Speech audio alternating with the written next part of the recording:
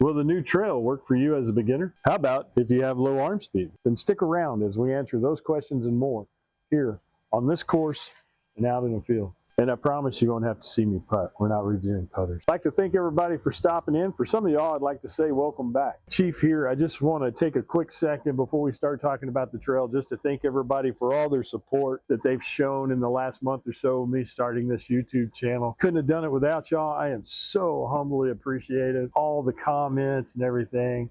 And I look forward to continuing the journey. Now let's get back to the trail. As most of y'all know, the trail is MVP's newest driver. I had some allowance money left over from what my wife gave me, so I decided to purchase some new discs with the MVP drop that came out this past week. I picked up, of course, the trail that we're going to talk about today. I picked up the Hex Eclipse. I picked up the Defy. And I picked up the Wind Dragon. Even if it becomes a wall display, it's pretty. And it got me a few other things. I had to pick up a James Conrad Detour. We'll review that one later. Before all the disc golf trolls start hitting me and all the haters, it doesn't mean all 4 of these discs are going to go in my bag and I'm going to use them every day. I just wanted to show these discs from the perspective of a beginner with low arm speed to give some people out there like me an idea of how these discs are going to fly instead of somebody who has been playing for 10 years and can throw these things 400 or 500 feet. As you can tell, we're not in Texas this time, but we're in Frazee, Minnesota, down at their little city park. Beautiful little 9-hole. This is where I'll get a little bit of throwing in, but some of the baskets are very long, most of them around the 200-foot range, which great for me. As soon as the rain lets up a little bit more, we will stop talking and start throwing. Okay guys, I forgot, quick edit. I did forget to mention this is the MVP Trail Special Edition. This is in the Neutron plastic. Flight numbers on this are 10 for speed, 5 for glide, -1 for turn, and a 1 for fade. This one is also going to be 171 grams. Now as far as the technical jargon on it, how wide the rim is, how deep the disc is, I can tell you it does have a little bit of a bubble top to it. I'm not all technical on that jargon stuff. There are a lot of YouTube channels out there that you can check out. Recommend to you to go check those out if you're into more of the technical side. Okay, now back to throwing. So I'm going to try to throw this out as flat as I can. Oh man, that was shank. Shank.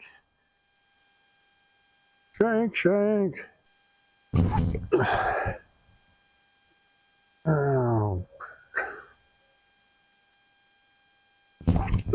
Oh, I brought that one way out around.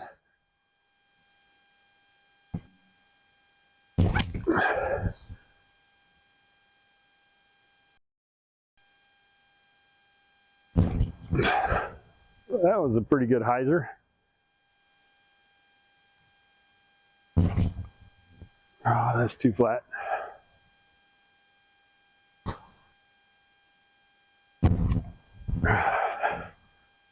Oh, just a little too much fade. Right over the top. Yeah, 200 feet's a little close.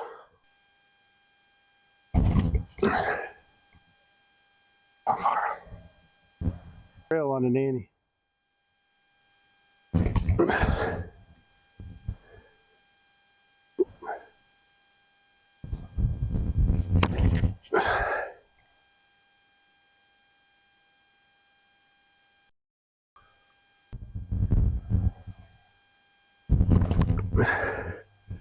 There it is.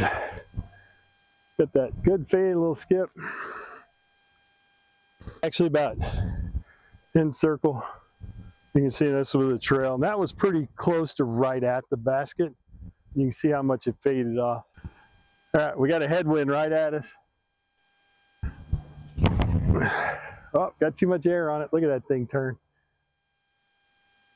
Well, that's what happens when you throw nose up.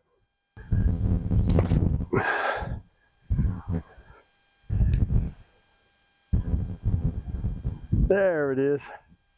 Whew, that was a park. You can see where this one landed.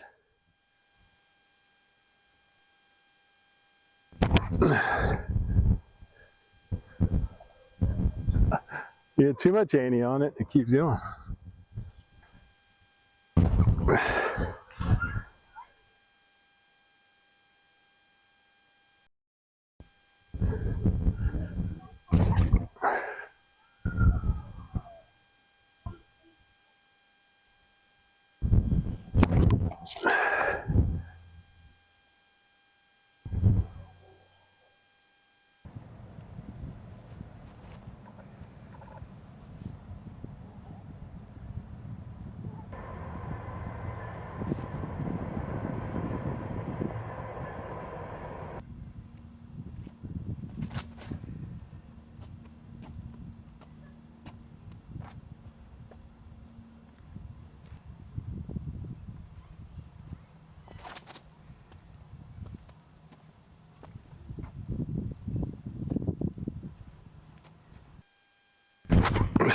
Oh, too high.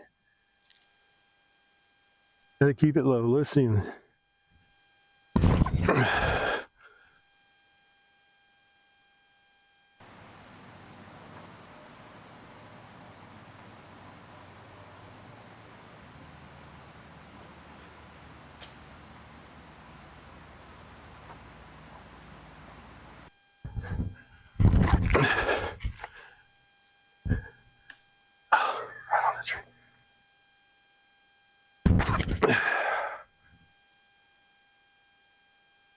As you notice, we're in a little bit of a different spot now.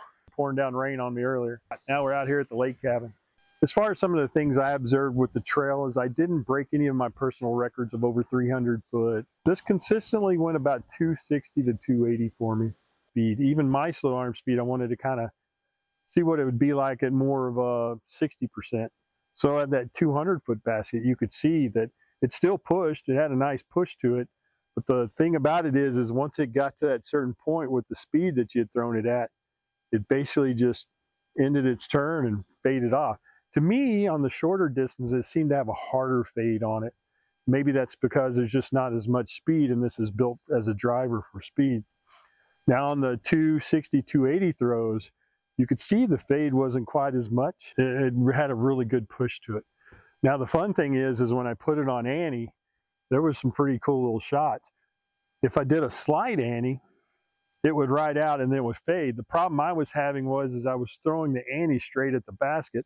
So when it would come out of its Annie, it would be equaled up with the basket, but then it would fade off. And then I'd wind up 10, 15 feet to the left of the basket. So that's something to think about. Maybe Annie going a little bit more right and letting it do its fade. One of the prettiest shots in disc golf, though, is to have it turn and then fade back. It's really, really pretty. I enjoy it. Now, if I want that one time I put it on so much Annie, the man, it just rode it. It just kept it. And I think that's because I threw it a little bit low. If I'd have thrown it up a little bit higher, I think I would have gotten, or even thrown it nose up, if I would have gotten it a little bit higher and then had that fade to it. But I was really impressed with that. As far as throwing it flat, it seemed to do really good. And it had a nice little fade. It wasn't a crazy fade. I did have one that was nose up. And man, that one faded hard. And I think what it does, it gets up there and it stalls.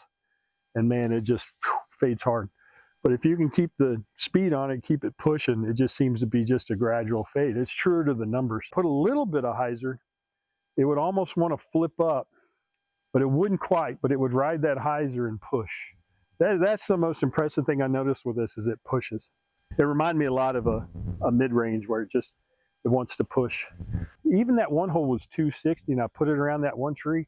Man, it was pretty. It stayed on hyzer. The thing about this, even if you're only throwing it 260, heck, even if you're only throwing it 200, being that it's a driver, it's got that bigger brim, you're going to get skipped to it, and that's what I was kind of wanting. So this was a lot of fun to throw. I like to do some more practicing with it, but it was really nice. It pretty much stays on what you put it on. It's just how much. Again, too much Annie, and that thing just kept riding. Too much hyzer, thing just keeps riding. So if you can get that happy medium, a hard hyzer, you just, if you do want a little more of a truer to the numbers, then you're going to have to try to get a little more flat or a slide hyzer or a slide Annie. I mean, that's pretty much with any disc, but especially with this trail. But it pushes. That's the fun thing about it. It'll push for you. My answer at this time would be I would put it in my current bag. And the reason why I put it in my current bag is most of my bag is understable. Being a beginner, they always tell you, look more for the understable. So now that my form's coming around on some stuff, a lot of my understable stuff is starting to turn on me. So something like the trail that's a little more stable for me is going to, I think, complement my bag, because I don't know how many times I've been at a course and need to hyzer around a tree, throw an understable fill, and it just turns and takes off on me. I know this is going to stay on hyzer. Yes, I think this is a great addition. Am I saying it's a great addition for you? No. Am I saying that you ought to run out and spend $25, $30 for it? I'm not saying that. You hear a lot of people saying, oh, well, beginners shouldn't throw anything over a 7-speed. Some will say 9-speed. Some will say nothing over a mid-range. They shouldn't be throwing fairways. I agree to a lot of that, but some of that I disagree on. Some of that, like this 10-speed trail, it did some cool shots that I don't have out of my bag. That's the recommended flight by the speed of that disc. That if you throw that close to that speed, whatever that is, it'll have more spin on it and all that other jargon stuff. But there's nothing that says you might have a 12 speed. Works perfect for you. You throw it out 250 feet and the thing dumps on a hard fade for you. It works for you. I mean, yes, there's recommended numbers. It's the whole thing. You got to learn your disc. I know what this will do. Is it a driver I'm going to pull out all the time and throw? No. But I know there's going to be certain shots that I can use this. One of the other things I think this helps me out with, like days like today in the wind, with my understable bag, there's not a lot of stuff I can pull out of my bag and wind like this because, man, it's hard to control. I mean, you'll get those understable discs going all over the place, especially the lighter. So having something like this is going to give me a little bit more stability in the wind. People are going to tell you, you don't need to be throwing a 10. You saw on those 200-foot shots, man, those things hyzered in good. Had a good skip, but don't let it stop you. If this is something you want to try and you need this type of disc in your bag. But hopefully that'll help y'all out with some decisions on if you want to use the trail or you want to do something similar to the trail. Don't get caught up in the numbers. The numbers are just recommended. If you have low arm speed, you know, this disc isn't probably going to be a 10.5 -1.1 for you. It could be a 10.502, but if you can keep it on a hyzer and get a fade and get in the skip, it works for you. Let's say you only threw it 220 feet. It still worked for you. You know, it's a driver, but it doesn't mean that you only have to use it for a driver. If you get your hands on something like this, you know, play around with it. Or any of the other drivers that are similar to this, play around with it. You know, even though you might not be able to hit the recommended numbers, it might take care of a shot in your bag that you don't have. Well, I'm going to go ahead and wrap it up. I know y'all are tired of me rambling. I just want to say, man, I really appreciate all the support. And if you made it this far, you might as well like and subscribe. And like I always say, make a great day.